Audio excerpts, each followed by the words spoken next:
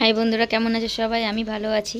কিছুদিন আগে গিয়েছিলাম মায়ের বাড়ি পাড়াতে ছিল কালী পুজো। পাড়ার ছোট্ট করে একটি কালী পুজো হয় প্রত্যেক বছরই, গিয়েছিলাম সেখানে। আর সবাই নাচতে নাচতে দেখুন কালী মা আনতে যাচ্ছে। তবে এই আনন্দটা খুব সুন্দর, সবাই নাচতে নাচতে মা কালীকে আনতে যাওয়া হচ্ছে। এর আনন্দটা না খুবই সুন্দর, ভালো লাগে। প্রত্যেক বছরই আমি যাই। তো দেখুন মাকে আনা হচ্ছে, মাকে নিয়ে চলে আসা হয়েছে। মায়ের পুজো শুরু হয়ে গেছে, মায়ের পুজো চলছে।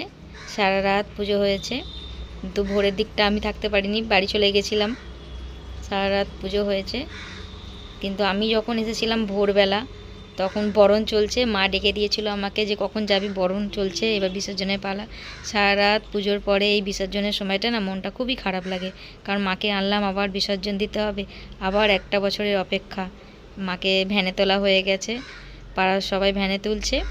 এবারে মায়ের বিসর্জনের যাত্রা শুরু, নিয়ে যাওয়া হচ্ছে মাকে। এই সময়টা সত্যিই খুব খারাপ লাগে। মায়ের দিকে তাকালে যেন মনে হয় মায়েরও খুব কষ্ট হচ্ছে। কষ্ট মায়েরও হচ্ছে, আমাদেরও হচ্ছে, কারণ আবার একটা বছর পর এই আনন্দটা উপভোগ করতে পারবো। এক রাতের পুজো, কিন্তু খুবই আনন্দ হয় এই পুজোর দিনটাতে। কারণ আমার মায়েদের পাড়ায় মানে পুজো বলতে এটাই হয় সাধারণত। মানে খুবই মজা করি, আমরা খুব মজা করি সারা রাত জেগে।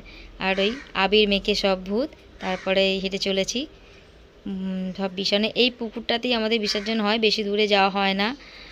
পাড়াতেই একটা মন্দির আছে, তার পুকুর আছে, সেখানেই ভাসান হয়।